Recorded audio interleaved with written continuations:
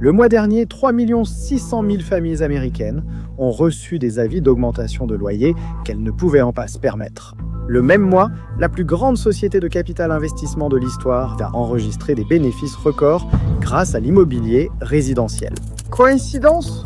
Mais le 28 juillet 2025, quelque chose s'est produit qui a révélé la véritable histoire.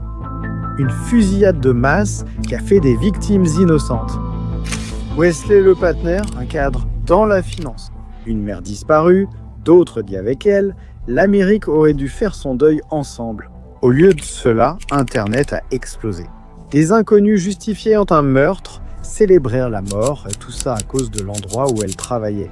La question que tout le monde posait, comment en est-on arrivé là ? 3 mois plus tard, nous avons notre réponse. Et c'est pire que ce que quiconque aurait pu imaginer.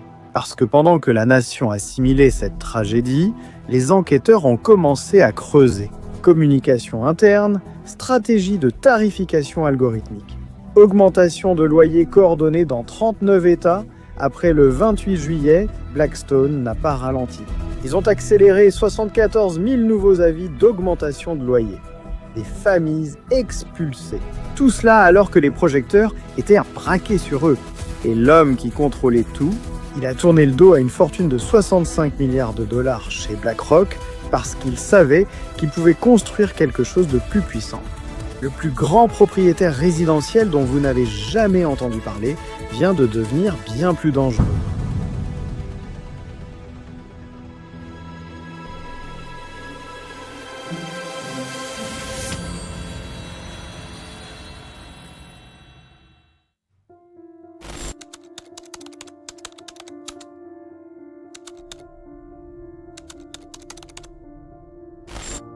Steven Schwartzman est né dans une famille de classe moyenne ordinaire. Ils personnifient le rêve américain. Par leur détermination, ils ont créé une entreprise d'articles pour la maison à partir de rien. Avec le temps, c'est devenu l'une des plus prospères de la région. L'esprit d'entrepreneur coule clairement dans leurs veines. Stéphane se lance à l'âge de 14 ans et crée sa propre entreprise, un service de tonte de pelouse où ses frères tondent pendant qu'ils trouvent des clients. Il vend aussi des bonbons en faisant du porte-à-porte.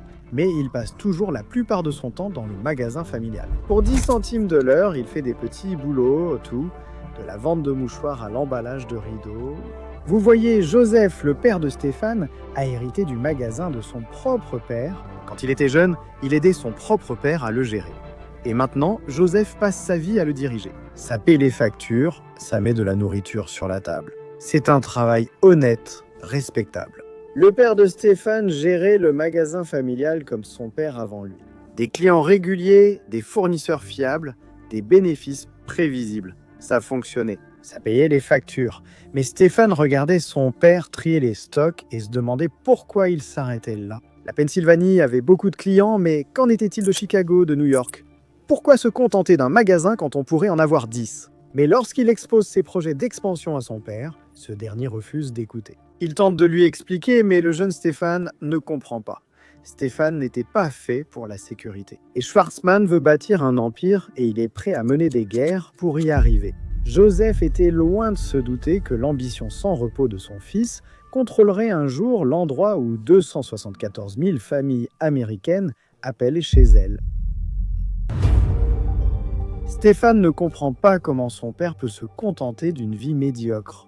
Il a des ambitions démesurées, des rêves de grandeur, et il va bientôt prouver qu'au fond de lui, il a ce qu'il faut pour faire partie du 1%. Le lycée l'a prouvé. Quand les élections du conseil des élèves arrivaient, la plupart des élèves se présentaient pour être secrétaire ou trésorier. Stéphane s'est présenté à la présidence non pas parce qu'il aimait le gouvernement des élèves, mais parce qu'il aimait gagner. Tu as fait quelque chose d'assez audacieux. Tu as postulé à Harvard, Yale et, je crois, Princeton, et Harvard ne t'a pas accepté. Alors tu as sorti quelques pièces et tu as appelé le directeur des admissions de Harvard en disant « Vous avez fait une erreur ». Qu'est-ce que ça t'a fait ? Stéphane avait intégré la Ivy League, mais il ne se fondait pas dans la foule. La plupart des étudiants suivaient les règles. Stéphane les étudiait, puis trouvait comment les changer. Yale, dans les années 1960, séparait étudiants et étudiantes, comme au 19e siècle. Différents dortoirs, différents cercles sociaux, presque aucune interaction.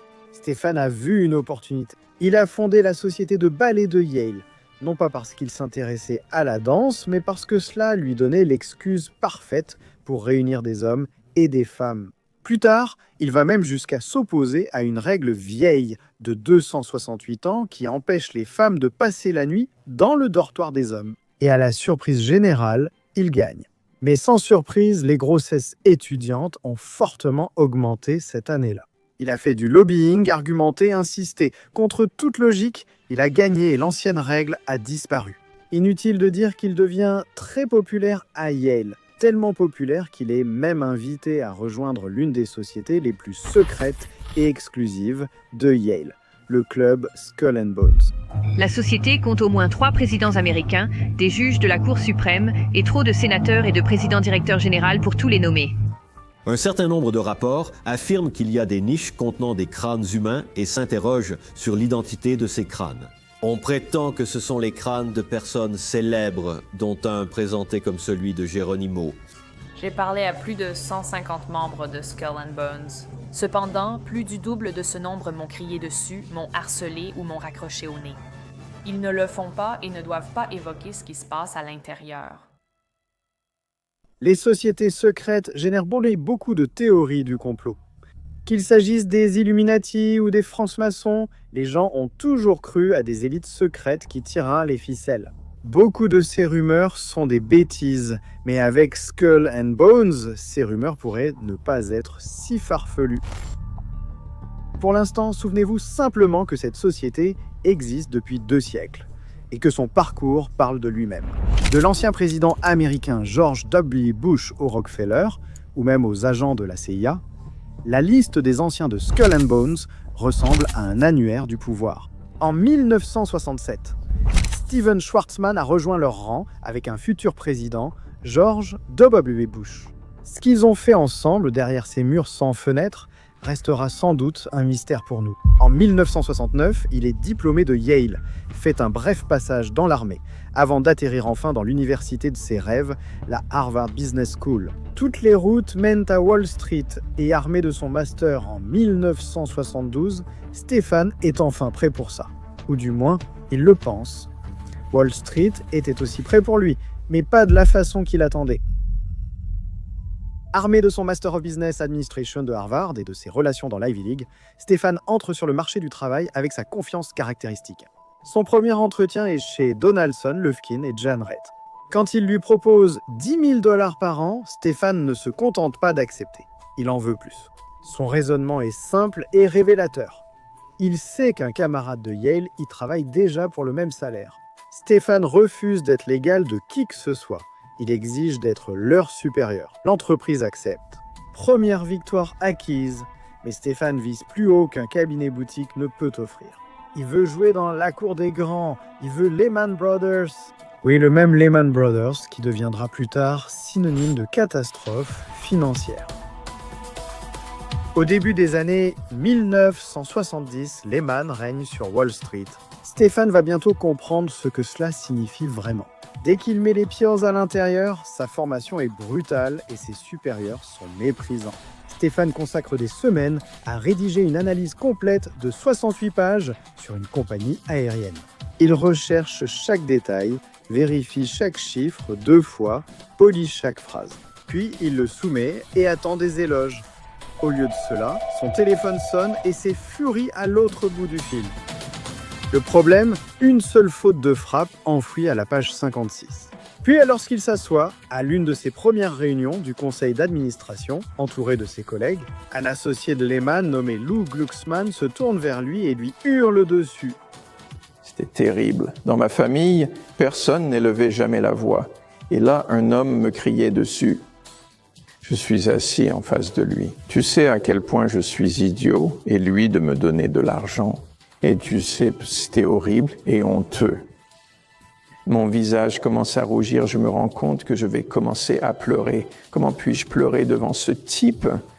Alors, tu sais, j'ai juste pris sur moi et tu sais, j'ai traversé ce moment. Je suis sorti sur le parking et j'ai dit, ça n'arrivera plus. Ce n'est pas seulement à cause de Lou Glucksmann, mais les premières années de Stéphane chez Lehman font passer l'armée pour un jeu d'enfant. Tout ce qu'il fait est passé au microscope et scruté. La moindre erreur, aussi petite soit-elle, est prétexte à une sévère réprimande verbale de la part des supérieurs. Pour Stéphane, quelque chose de crucial se produit pendant cette période. Au lieu de le briser, chaque attaque verbale le rend plus dur. Chaque humiliation lui révèle le vrai fonctionnement du pouvoir. Chaque jour passé à survivre à la brutalité de Lehman ajoute une couche supplémentaire à son armure. Mais ensuite, le salut arrive sous une forme inattendue. Pete Peterson prend la tête de Lehman en tant que président-directeur général, et pour des raisons que Steven ne comprend pas vraiment, Peterson s'intéresse à lui.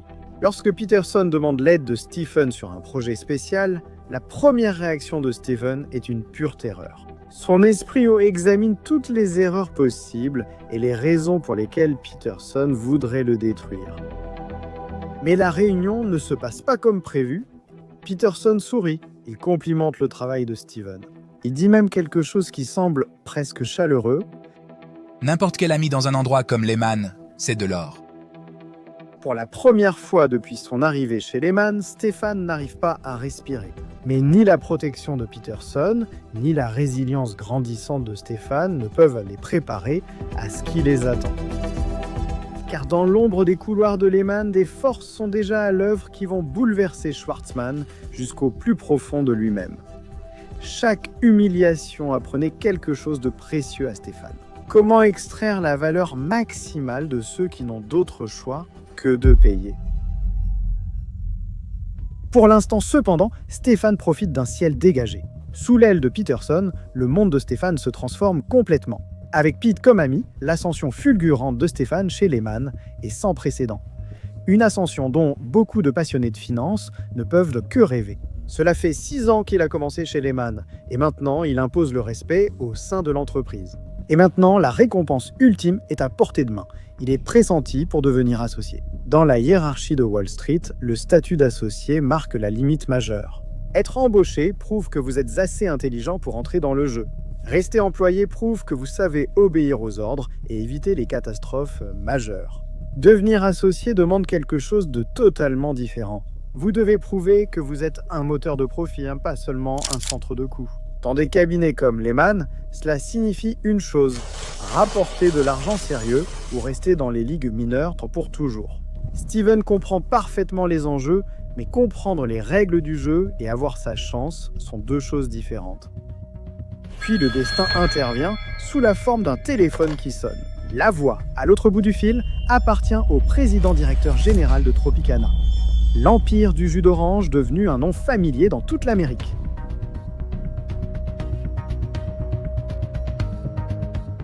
Stéphane a déjà effectué quelques modestes missions de conseil pour eux, de petits projets qui étaient à peine remarqués par Lehman.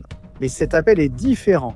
Des offres d'acquisition affluent de plusieurs acheteurs et Tropicana a besoin de conseils d'experts pour savoir quelle voie choisir. Les enjeux sont énormes. Une décision de 500 millions de dollars pourrait définir l'avenir de l'entreprise. Et d'une manière ou d'une autre, cette opportunité qui va marquer sa carrière est tombée sur le bureau de Stéphane. Il y a juste un problème, il n'est absolument pas préparé à une transaction d'une telle ampleur. La réaction de Stéphane est purement instinctive. Il réserve immédiatement un vol pour le siège de Tropicana. La panique s'installe pendant le voyage. Au moment où son avion atterrit, il lui reste exactement 60 minutes avant d'affronter le conseil d'administration de Tropicana. 60 minutes pour conclure un accord de 500 millions de dollars. Muni de notes sur une serviette d'avion et d'une détermination sans faille, Stéphane entre dans la salle du conseil. La pression est étouffante. Tous les regards dans la pièce appartiennent à des personnes dont l'avenir financier dépend de ses conseils. Stéphane prend une inspiration et commence à parler. Des heures plus tard, il est dans son appartement fixant les flammes de la cheminée. La musique jazz flotte dans la pièce. Un verre de whisky reste intact dans sa main. L'expression sur son visage est de la pure incrédulité. Contre toute attente, il vient d'orchestrer une fusion de 500 millions de dollars à partir de rien. Ce même gamin qui gagnait autrefois quelques pièces en vendant des chips maison vient de bouleverser le monde de la haute finance. Son téléphone vibre de messages de félicitations. La nouvelle se répand vite à Wall Street et le nom de Stéphane est soudain sur toutes les lèvres. Appel après appel, il reçoit des éloges, de l'admiration et des promesses de futures affaires. La voie vers l'association semblait claire. Puis le téléphone retentit à nouveau. Stéphane décroche le combiné, s'attendant à une nouvelle salve d'applaudissements. Au lieu de cela, il entend la voix du vice-président de Lehman, et l'homme est absolument furieux. Il négociait secrètement l'achat de Tropicana pour un important client de Lehman. Et maintenant, grâce à Stéphane, cet accord était complètement tombé à l'eau. Profite bien du week-end, Stéphane, parce que lundi, tu es viré. Stéphane maîtrisait l'art de la négociation. Bientôt, il appliquerait ses compétences à quelque chose dont chaque famille américaine a besoin, un endroit où vivre. Le lundi arrive comme une sentence de mort. Le vice-président de Lehman fait irruption dans le bureau et il est assoiffé de sang. Il organise une réunion avec tous les cadres supérieurs. Déclarant qu'il y a eu jeu déloyal, il exige que l'entreprise licencie Schwartzman. Et heureusement, Pete est aussi présent à la réunion et il précise très clairement que Stephen Schwartzman ne va nulle part. L'accord avec Tropicana conclut l'affaire. Stéphane devient associé à seulement 31 ans. C'est tout ce qu'il a toujours voulu. Mais ces célébrations sont de courte durée. Un coup d'État est sur le point d'avoir lieu. Au fil des années, Stéphane s'est rapproché de plus en plus de Pierre, le président directeur général. Et sous la direction de Pierre, l'entreprise a connu année record après année record. Pourtant, Léon Glucksmann, vous vous souvenez de lui? Eh bien, il n'a rien perdu de son tempérament. Lors d'un incident tristement célèbre, il a arraché un téléphone de l'entreprise du mur et s'en est servi pour briser un miroir. Léon commence à mettre la pression sur Pierre. D'abord, il veut une promotion et Pierre le nomme président. Ensuite, il veut devenir coprésident directeur général et encore une fois, Pierre lui accorde. Puis finalement, Léon décide qu'il veut tout le foutu gâteau. Il veut devenir président directeur général et il veut que Pierre parte. Léon avait rallié les autres associés dans le dos de Pierre et maintenant le moment était venu. Alors Pierre donne à Léon la dernière chose qu'il lui reste. Après 10 ans de service, Pierre quitte Lehman et Léon est couronné nouveau président directeur général. Et Pierre dit à Stéphane qu'il est fatigué. Une guerre civile détruirait l'entreprise et de toute façon il était fatigué de la diriger. Et il n'a pas fallu longtemps avant que les choses ne tournent mal chez Lehman. Les révolutionnaires sautataires menés par Luc font une série de mauvais choix et en quelques mois, Lehman est en grave danger financier. Aucun des associés n'ose le défier. Le navire fonce vers un iceberg à toute allure pendant que chacun à bord fait comme si tout était clair devant. Bref, alors que Lehman est sur le point de sombrer dans la ruine, American Express intervient et les rachète. Un rachat facilité par Steven. Heureusement, Lehman ne s'approcherait plus jamais d'une ruine aussi désastreuse. Steven en était venu à détester Lehman plus que jamais. Il a 38 ans et il est enfin libre. Maintenant, c'est un homme de famille avec 2 enfants. Peut-être qu'il est temps de se poser, mais il est bien trop agité. Peut-être devrait-il travailler ailleurs. Ou alors, créer sa propre entreprise. Ça pourrait bien marcher. Personne ne le sait encore, mais cette entreprise sera au centre de grandes controverses, et pas seulement une fois.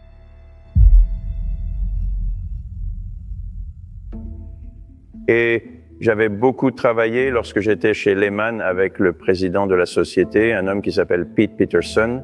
Et Pete et moi aimions travailler ensemble. Il était parti à la suite d'une lutte de pouvoir 1 an avant que nous ne vendions la société en 84.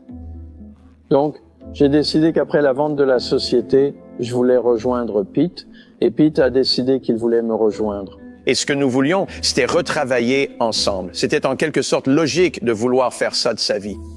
Et cela donnait une bonne impression. Quand on fait des choses dans la vie qui donnent une bonne impression, en général, ça se passe bien. Lehman a fait découvrir à Schwartzman ses plus hauts sommets et ses plus bas. Mais Steve est prêt à lancer sa propre entreprise, celle qui va escroquer des millions d'Américains de la classe moyenne pendant des décennies.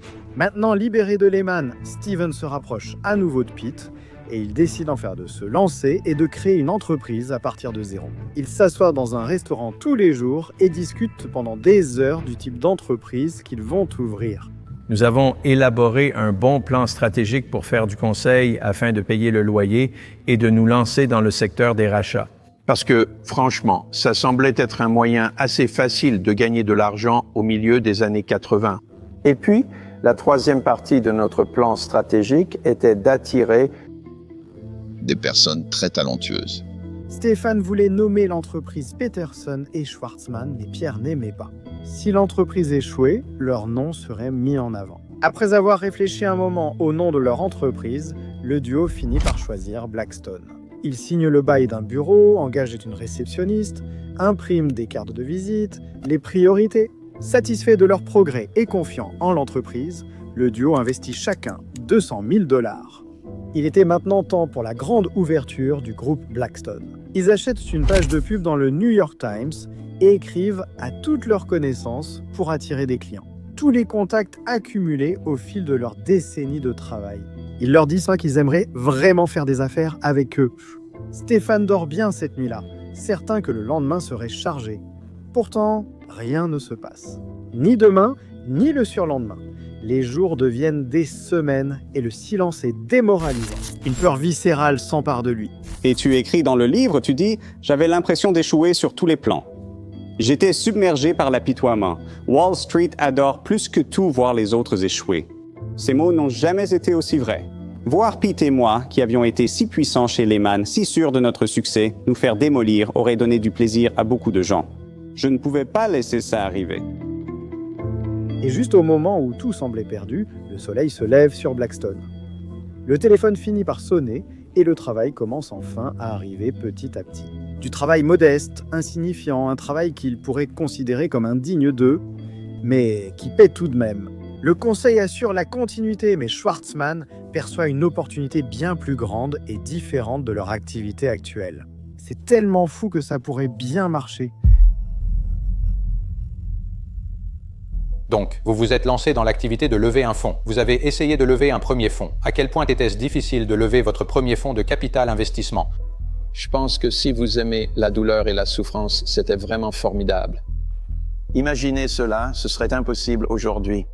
2 personnes dont aucune n'avait jamais fait d'investissement ont annoncé qu'elles voulaient créer la 3e plus grande société de capital investissement de l'histoire et bien plus grande que n'importe quel autre fonds levé pour la première fois.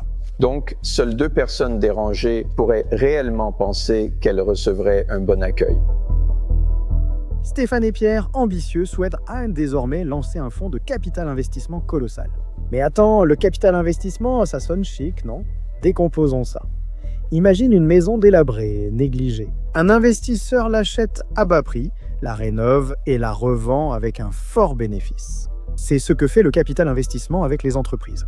Ils achètent des entreprises en difficulté, les restructurent, ce qui implique souvent de licencier des milliers d'Américains de la classe moyenne. Et quand le moment est venu, ils espèrent les revendre pour toucher un gros pactole. Le fonds permet à d'autres de participer au jeu et à Blackstone de réunir suffisamment de capitaux pour les gros coups. Le capital investissement est le jeu phare des années 80, Steven l'anticipe et Blackstone est prêt. Mais avant même de pouvoir commencer leur empire, il y a un petit problème. Qui va faire confiance à 2 types tout juste sortis du navire Lehman avec leurs millions? Et puis nous sommes partis affronter un monde de refus sans fin. Et je vous encourage à faire ça de temps en temps, parce que si vous avez déjà eu de l'ego, c'est comme, vous savez, du papier de verre. Il ne vous reste plus rien à la fin et vous faites toutes les erreurs élémentaires possibles. C'est-à-dire que vous commencez par vos relations les plus proches alors que vous ne savez même pas vraiment ce que vous essayez de vendre. Vous leur demandez « S'il te plaît, sauve-moi ». Ils répliquent « Quelle est la réponse à ces 15 questions ?» Vous ignorez les réponses. Finalement, ils convainquent quelques investisseurs de signer. MetLife pose 50 millions de dollars et New York Life en met 25 millions. À une condition, la taille totale du fonds doit être de 500 millions de dollars. Sinon, ils se retirent. La vente est l'un des domaines les plus brutaux qui existent. Rejet sur rejet, sans aucune chaleur. Mais le duo fait ce qu'il doit faire. Il voyage de ville en ville et rencontre d'innombrables personnes et organisations. 6 mois de vente, un vrai enfer, et ils n'ont rien obtenu pour le fonds. Peu importe qui vous êtes, ça doit forcément vous ébranler. Ça secoue votre confiance en vous. Au final, tout dépend de combien vous voulez vraiment gagner de l'argent. Proches de leur point de rupture, ils organisent une réunion avec Prudential Life, le premier financier à l'époque. Et nous sommes à Newark un vendredi en train de déjeuner avec un directeur des investissements et il mangeait un sandwich au thon sur du pain blanc. Coupe à travers. Et je suis occupé à présenter ce fonds de capital investissement et en tant que banque d'affaires. Et il continue de mâcher la pomme d'Adam qui monte et descend et moi je continue ce que je fais. Il termine la première moitié du sandwich, puis attaque la deuxième moitié à mi-chemin. Et il me regarde et il dit « Je pense que c'est une bonne idée. Inscris-moi pour 100. » Et moi, je fais juste. Je me souviens encore de ce moment. Est-ce qu'il a vraiment dit qu'il allait nous donner 100 millions de dollars? Le premier investisseur au monde. Donc, s'il nous donne de l'argent, d'autres personnes vont le suivre. Et j'ai réalisé d'une certaine manière qu'à Newark, un vendredi morne, il nous a donné l'argent. Je voulais juste éviter qu'il s'étouffe avec ce sandwich. Et Schwartzman l'avait prédit. C'est vrai. Il savait qu'il leur suffisait d'un seul gros investisseur crédible. D'autres se sont ensuite précipités pour investir. Et c'est ainsi qu'ils ont obtenu l'argent voulu. Maintenant, il est temps de l'utiliser. Alors, comment Schwartzman et Pitt ont-ils facilité l'ascension de leur vaste empire de l'ombre? Et comment Blackstone a-t-il finalement créé BlackRock? J'aime seulement aller de l'avant. La règle la plus ancienne de la finance demeure, il faut du capital pour en créer. Dans le capital investissement, ce principe devient un art. Armés de leur trésor de guerre de plusieurs milliards de dollars, Blackstone était prêt à passer de petites transactions à un terrain qui pouvait remodeler les marchés. Grâce à une analyse détaillée, les rénovateurs ont scruté le paysage à la recherche d'opportunités. Ils étaient à la recherche de secteurs entiers qu'ils pouvaient dominer. Blackstone était passé dans une toute autre catégorie où il pouvait orchestrer la consolidation d'industries à grande échelle. L'industrie des pompes funèbres est devenue leur premier grand laboratoire.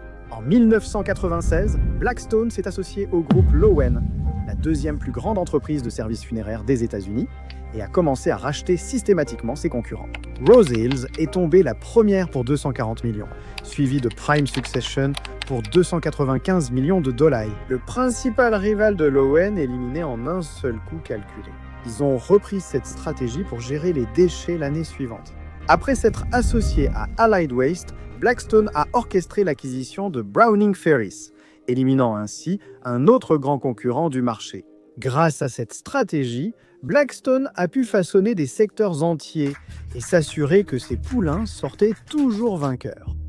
Mais pour comprendre pourquoi le secteur du capital investissement est devenu l'exemple même de la façon dont les élites financières dépouillent les Américains de la classe moyenne, il faut comprendre comment cette machine fonctionne réellement. Et il n'y a pas de meilleur exemple que le cas de Toys R Us. Nous sommes en 2005 et Toys R Us est toujours une institution américaine. Pendant 57 ans, les enfants devaient supplier leurs parents de les emmener dans l'immense entrepôt de jouets avec le R à l'envers. Beaucoup considèrent de l'entreprise, qui emploie 50 000 personnes dans le monde, comme faisant partie de la nostalgie américaine. Mais 3 sociétés de capital investissement voient autre chose. Pour elles, 11,1 milliards de chiffre d'affaires annuel de précieux biens immobiliers et une opportunité. Bain Capital, KKR et Vornado Realty Trust ont uni leurs forces pour acheter Toys R Us pour 6,6 milliards de dollars. On les appelle associés commandités, JIP. En tant que JIPs, ils ont investi environ 1,3 milliard de dollars de leur argent et emprunté les 5,3 milliards restants. Mais voici le détail crucial. Ils ne prennent pas simplement la dette à leur charge, ils la transfèrent à Toys R Us. Imaginez acheter une maison, mais au lieu d'avoir l'hypothèque à votre nom, vous faites en sorte que la maison elle-même soit responsable de la rembourser. C'est essentiellement ce qui se passe. L'astuce principale du capital investissement, appelée leverage buyout, consiste en des rachats avec effet de levier. Cet effet de levier amplifie énormément les rendements. Du jour au lendemain, une entreprise rentable qui était sans dette se retrouve responsable de 5,3 milliards de prêts qu'elle n'a jamais demandés. Toys R Us doit maintenant payer environ 400 millions par an rien qu'en intérêts. De l'argent qui servait auparavant à améliorer les magasins, à améliorer les stocks et à payer les employés. Pendant ce temps, les sociétés de capital investissement gagnent beaucoup d'argent de 2 façons, avec le modèle 2 et 20 Des frais de gestion de 2% plus, des frais de performance de 20%. Les frais de gestion de 2% sont facturés chaque année sur tous les actifs du fonds, quelle que soit la performance. Cela ne dépend pas du montant qu'ils parviennent à extraire de Toys R Us. Dans ce cas, il ne s'agit que de frais pour superviser l'entreprise, de frais de conseil pour l'orientation stratégique, de frais de transaction pour les services de négociation. Entre 2005 et 2017, Bain, KKR et Vornado ont extrait plus de 200 millions en frais de Toys R Us, tandis que l'entreprise peinait sous le poids de la dette qu'il lui avait imposée. Le secteur de la vente au détail changeait, Amazon grandissait, Toys R Us devait investir dans l'e-commerce, rénover ses magasins et rivaliser sur les prix. Mais chaque dollar qui aurait pu financer ces améliorations était plutôt consacré au remboursement de la dette et aux frais des fonds de capital investissement. En 2017, Toys R Us a fait faillite. En 2018, l'entreprise avait disparu. Les 735 magasins américains ont fermé et 33 000 personnes ont perdu leur emploi. Toute une génération d'enfants allait grandir sans jamais connaître une virée chez Toys R Us. Les sociétés de capital investissement avaient déjà retiré plus d'argent en frais qu'elles n'en avaient investi à l'origine. Elles n'achètent pas seulement des entreprises, elles les chargent de dettes, prélèvent des frais pendant que les entreprises peinent, puis s'en vont quand le poids devient trop lourd à porter. C'est ainsi qu'elles peuvent gagner de l'argent, même lorsque les entreprises qu'elles achètent font faillite. Le coût humain n'apparaît jamais sur leur feuille de calcul. Le même scénario qui a détruit une histoire de jouets adorée allait bientôt être appliqué au quartier américain. Mais contrairement à la croyance populaire, ce n'est pas la principale façon dont les dirigeants de fonds d'investissement privés sont incités à gagner de l'argent. Les associés principaux comme Blackstone, KKR ou Apollo Global Management, que nous avons récemment évoqué dans notre vidéo sur l'un des plus grands clients d'Epstein. Ils font leur véritable fortune grâce aux 20% de frais de performance. Cela signifie que 20% des profits dépassant un certain seuil reviennent aux associés principaux. Dans le capital investissement, on parle aussi d'intéressement aux plus-values. De plus, le fondateur de Blackstone, Steve Schwarzman, s'efforce depuis des décennies à Washington de rendre cet accord encore plus profitable pour lui et ses pairs du capital investissement. Nous y reviendrons bientôt. Jusqu'ici, nous n'avons fait qu'aborder les raisons pour lesquelles le capital investissement est souvent vu comme la source des maux financiers. Nous parlerons des raisons pour lesquelles les fonds de capital investissement, comme ceux que Blackstone lève, produisent souvent les mêmes résultats dévastateurs. Pour l'instant, cependant, ceux qui investissent dans le fonds de capital investissement de Blackstone regardent tranquillement depuis la touche, profitant de rendements annualisés moyens de plus de 20%. Ce succès a aidé Blackstone à lever d'autres fonds de capital investissement. Les investisseurs ont afflué et en 1997, Blackstone a levé un fonds colossal de 4 milliards de dollars. Et tandis que Blackstone progressait lentement pour devenir les rois du capital investissement, Schwarzman était déjà occupé à préparer son prochain coup d'échec pour remodeler l'industrie. Seulement 3 ans après que Schwarzman ait fondé Blackstone, il a conclu un partenariat à parts égales avec un homme du nom de Larry Fink. Ils ont cofondé BlackRock en 1988, spécialisé dans la gestion des risques et des actifs. Bien que le nom de l'entreprise ne soit pas original, leur société devient rentable en quelques mois et, en un an, BlackRock gère déjà des milliards de dollars. Cependant, à mesure que BlackRock grandit, les tensions entre Schwarzman et Fink augmentent également. Larry veut attirer les meilleurs talents, la crème de la crème chez BlackRock, et il décide d'offrir des parts de propriété de l'entreprise comme APA. Il veut que cela vienne uniquement de Stephen. Larry affirme que lui et son équipe font tout le travail. Il est juste que Stephen cède une partie de sa propriété, mais Stephen tient bon. Selon ses propres mots, je pensais qu'une fois signé, on s'y tient. En 1994, BlackRock gérait plus de 50 milliards de dollars, mais aucun des deux n'a cédé. Et ainsi, les deux magnates de la finance se sont séparés.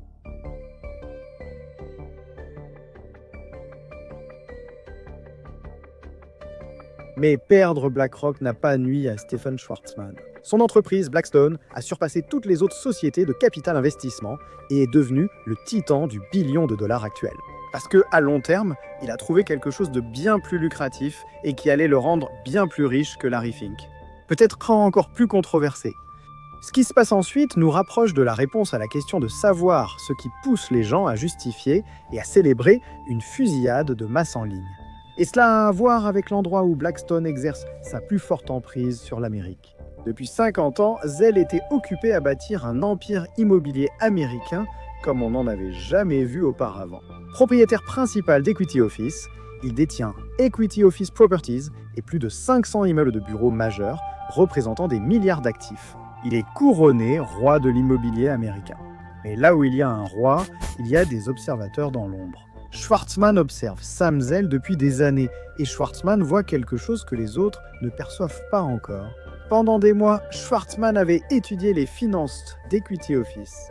L'action de la société se négociait autour de 30 $ par action, bien en dessous de la valeur réelle des actifs selon ses calculs. Wall Street sous-évaluait l'empire de Zell et Schwarzman avait l'intention de profiter de cette myopie. La stratégie de Schwarzman était précise, acquérir Equity Office dans son ensemble, puis la démanteler et vendre les actifs phares individuellement pour réaliser d'énormes profits. Mais d'abord, il devait attirer l'attention de Zell. Début 2006, Schwarzman a fait son premier mouvement. Une offre de 40 $ par action, représentant une prime de 30% par rapport au cours actuel de l'action. Malgré la prime généreuse, Zell n'était pas impressionné. Il savait ce que valait son portefeuille, et 40 $ par action n'était même pas proche de la valeur réelle. Schwarzman était revenu avec 47,50 $ par action. Tout en liquide, sans condition, sans complication. Cette fois, Zell a dû écouter. En novembre 2006, l'offre de Schwarzman a été rendue publique, annonçant la plus grande transaction immobilière de l'histoire. Mais Zell n'était pas prêt à vendre au premier acheteur sérieux. Bien que notre accord avec Blackstone m'empêchait de solliciter des offres concurrentes, je n'allais certainement pas décourager une offre si elle se présentait, et il y en avait une. Zell avait entendu des rumeurs selon lesquelles un autre acteur majeur manifestait de l'intérêt, en particulier Vornado Realty. Pour stimuler la concurrence, Zell a adressé à Steve Roth, président-directeur général de Vornado Realty, un message amusant et incisif.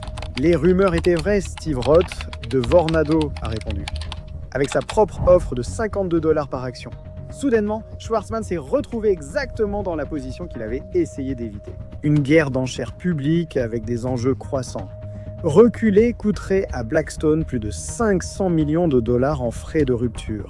Aller de l'avant signifiait miser encore plus gros. J'avais tellement peur que nous étions en train de gagner parce qu'on aurait pu prendre 500 millions $, je crois, juste pour partir, laisser quelqu'un d'autre gagner. Ça m'a juste rendu... Je ne pouvais pas dormir la nuit. À la grande joie de Sam Zell, l'offre de Vornado avait forcé la main de Schwarzman et Blackstone ne recule pas. Il propose 54 $ par action. Mais Vornado n'en avait pas fini. Le 1er février, ils ont relevé leur offre à 56 $ par action, la plus élevée à ce jour. Zell doit prendre une décision cruciale. L'offre de Vornado, plus élevée, incluait des actions, donc comportait risque et incertitude. L'offre finale de Schwarzman était délibérément calculée à 55,50 $ par action, légèrement inférieure à celle de Vornado, mais avec un avantage crucial. Chaque centime serait payé en espèces. Immédiat, certain, sans complication. Dans une affaire de cette ampleur, la certitude primait sur tout le reste. Zell a fait son choix. Début 2007, Schwarzman a acquis Equity Office Properties pour 38 milliards $, le plus grand rachat par effet de levier jamais réalisé. Avec cette seule transaction, Stephen Schwarzman a détrôné Sam Zell et s'est emparé du titre de roi de l'immobilier américain. Et il était prêt à défendre son nouvel empire par tous les moyens nécessaires. Avec sa couronne immobilière assurée, Schwarzman était prêt à déployer une stratégie qui allait transformer à jamais le logement américain. Maria Rodriguez avait vécu dans le même quartier de Phoenix pendant 8 ans. Mère célibataire avec 2 emplois, elle peinait à payer son loyer mensuel de 1200 $. Mais elle s'en sortait. Sa fille avait des amis à l'école du quartier. Maria connaissait ses voisins. C'était chez elle. Puis son propriétaire a vendu la propriété à Invitation Homes, une filiale de Blackstone. 6 mois plus tard, Maria a reçu un avis. Son loyer augmentait à 2100 $ par mois. Lorsqu'elle a appelé pour négocier, on lui a dit qu'il s'agissait d'un ajustement au prix du marché basé sur des modèles de tarification algorithmique. 3 semaines plus tard, Maria et Saphir se sont retrouvés sans abri. L'histoire de Maria remonte à 2008, lorsque Schwartzman a repéré sa plus grande opportunité jusqu'alors. Le monde s'effondre, les plus grands noms de la haute finance viennent de mettre l'économie mondiale à genoux. La crise financière a dévasté les familles américaines, mais c'était une mine d'or pour Blackstone. Alors que des millions de personnes perdaient leur maison à cause des saisies, Schwartzman a créé Invitation Homes et envoyé des équipes pour acheter des biens saisis à des prix dérisoires. Dans des marchés comme Phoenix, Las Vegas et Atlanta, Blackstone a acheté des dizaines de milliers de maisons pour une bouchée de pain. Alors que Schwartzman présentait cela comme une façon de restaurer les quartiers, d'autres y voyaient la forme la plus sophistiquée de profit tiré de la crise. En un seul coup, Blackstone devient l'un des plus grands propriétaires résidentiels du pays. Une fois que Blackstone possédait des quartiers entiers, ils ont mis en place ce qu'ils appelaient l'optimisation opérationnelle, un manuel systématique conçu pour extraire un maximum de profit de leur nouvelle catégorie de locataires. Une stratégie si extrême qu'elle a suscité une condamnation rare et virulente des Nations Unies. Un expert de l'Organisation des Nations Unies sur le logement mondial a déclaré « Chaque pierre que je soulevais était une Blackstone. » Augmentation de loyers indus. L'entreprise augmente agressivement les loyers, rendant le logement inabordable pour les locataires existants et réduisant le stock de logements abordables dans les communautés à travers le pays. Pour Renita Barbie, locataire de 52 ans à Atlanta, cela a signifié une hausse soudaine de loyer de plus de $800 par mois, passant de $2,200 à $3,000. Nouvelle stratégie, maximiser les frais. 1 minute de retard sur le loyer coûte $95. Demandez une réparation? Frais de traitement. Vous voulez payer en ligne? Frais de commodité. Un recours collectif a accusé Invitation Homes d'empiler les frais en concevant chaque interaction pour générer des revenus supplémentaires. Réduire la maintenance. Pourquoi investir dans des réparations si les locataires n'ont pas d'autre option? Une enquête de Reuters a montré que des locataires subissaient des fuites, des nuisibles, de la moisissure toxique et des appareils défectueux. Les locataires de Los Angeles, Cody Recker et Jessica Perez, en ont fait l'expérience eux-mêmes. Lorsque leur logement géré par Invitation Homes avait besoin de réparations majeures, ils ont accepté de déménager temporairement. Au lieu de réparer les problèmes, Blackstone a mis en vente la maison non réparée, laissant le couple sans abri. Enfin, ils utilisent l'expulsion comme moyen de pression. Blackstone est tristement célèbre pour avoir déposé des avis d'expulsion pour des infractions mineures. L'Organisation des Nations Unies a qualifié cela de climat de peur, où les familles vivaient dans une anxiété constante face au risque de se retrouver sans abri. La menace maintenait les locataires dociles et générait des frais juridiques grâce à leur BRIT ou Blackstone Real Estate Income Trust. L'Empire contrôle désormais la vie quotidienne plus que la plupart des Américains ne le pensent. Ils détiennent des appartements, hôtels, bureaux et commerces où vivent, travaillent et achètent les gens. Des hôtels Hilton au Bellagio Resort, en passant par 274 000 foyers américains. Blackstone a bâti un portefeuille immobilier de 325 milliards de dollars. Depuis 2008, Blackstone a perfectionné une stratégie simple, identifier des biens sous-évalués lors de perturbations du marché, les acheter à bas prix, y apporter des améliorations, puis maximiser l'extraction des loyers. Alors que les prix des maisons américaines flambaient, Blackstone en profitait, transformant chaque crise en opportunité.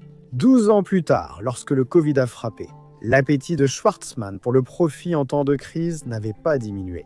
Alors que l'économie mondiale s'effondrait et que l'incertitude gagnait les marchés immobiliers, Blackstone s'est lancé dans une nouvelle frénésie d'achat, raflant pour des milliards de dollars de maisons.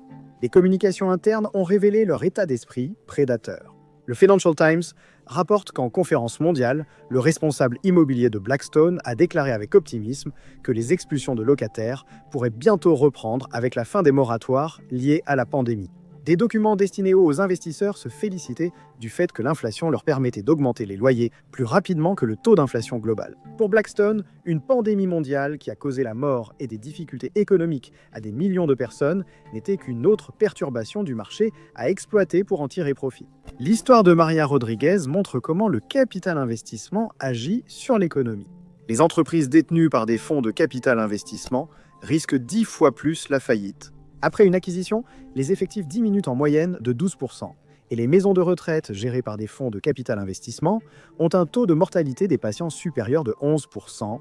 Ces résultats découlent d'incitations structurelles. Le modèle d'achat à effet de levier et le modèle de frais 2 et 20 créent une pression énorme pour la croissance à tout prix. Même de petits gains issus de la réduction des coûts peuvent se traduire par des centaines de milliers d'euros de revenus personnels pour les dirigeants des associés commandités comme Blackstone. De plus, les cadres des gratte-ciel qui prennent les décisions sont séparés par de multiples niveaux de gestion des personnes affectées par leur choix, ce qui rend émotionnellement facile de prendre des décisions moralement discutables. Le code fiscal américain favorise aussi ces pratiques avec des taux d'imposition plus bas.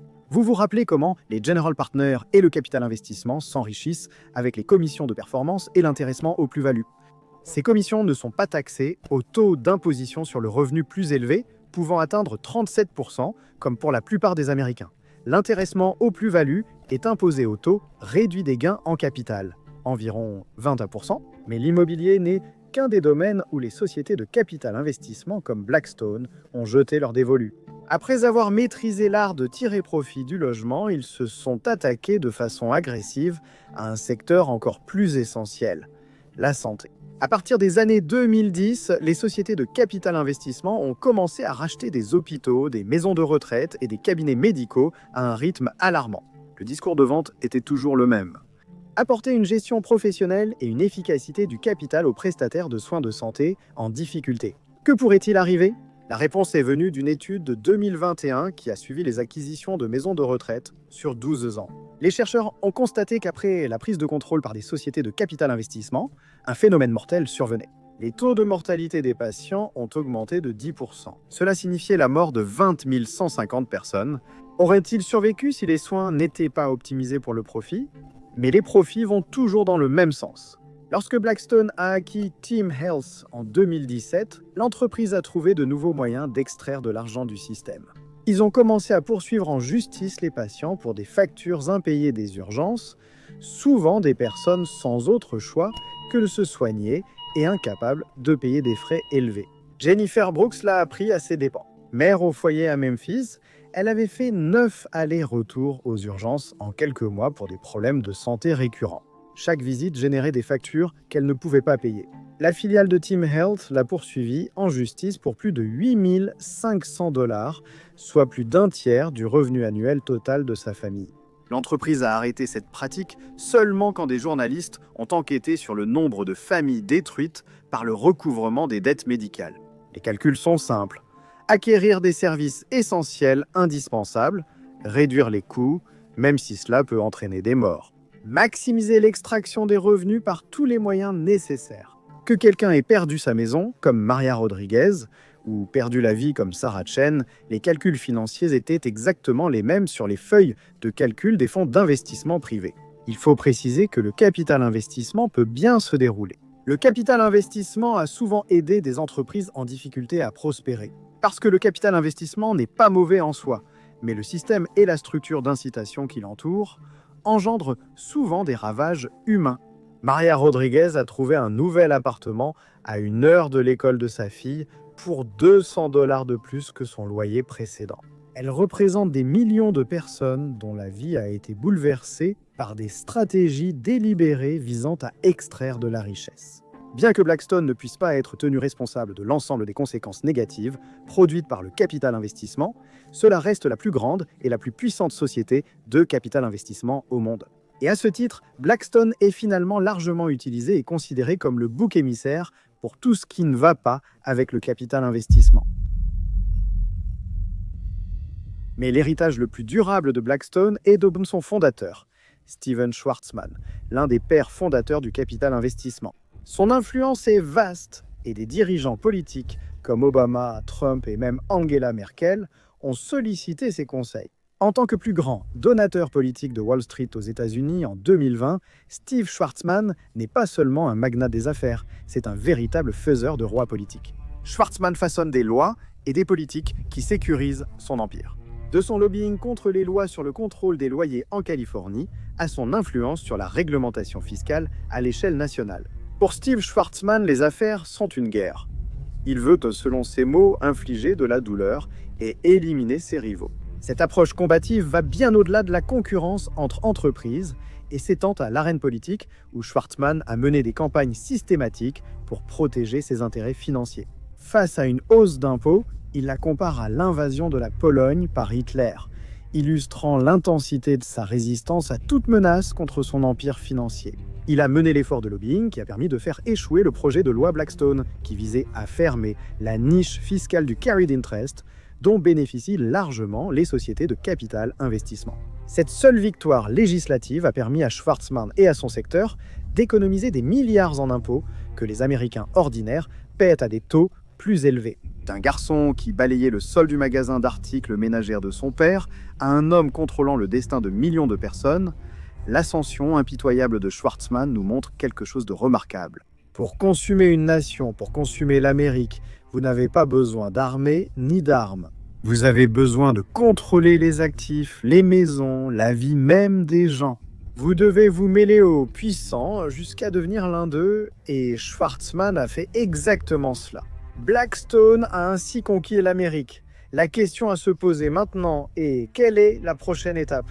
Avec pour objectif d'atteindre 1000 milliards d'actifs, Blackstone a jeté son dévolu sur une nouvelle frontière pour les investissements en capital investissement, les infrastructures publiques. La société lève un fonds colossal de 40 milliards de dollars, Blackstone Infrastructure Partners, pour acquérir et contrôler des actifs publics essentiels comme les aéroports, les ports, les routes à péage et les services publics. Des critiques ont averti que cette privatisation est un énorme cadeau pour le 1%. Confier le contrôle des services essentiels à une société comme Blackstone, dont l'objectif légal et éthique est de maximiser le profit pour ses actionnaires, soulève de vives inquiétudes lorsque la recherche du profit gouverne des infrastructures vitales pour des communautés entières. Si vous voulez comprendre comment cette prise de contrôle des infrastructures pourrait remodeler chaque aspect de la vie américaine, nous avons abordé ce scénario dans notre vidéo sur BlackRock qui détaille la stratégie de plusieurs milliards des sociétés financières contrôlant les infrastructures taux clés, ce que cela signifie pour les gens ordinaires. La question n'est pas de savoir si Schwarzman réussira sa prochaine conquête. La question est de savoir si l'Amérique se reconnaîtra encore une fois qu'il aura terminé. Cliquez ici pour en voir.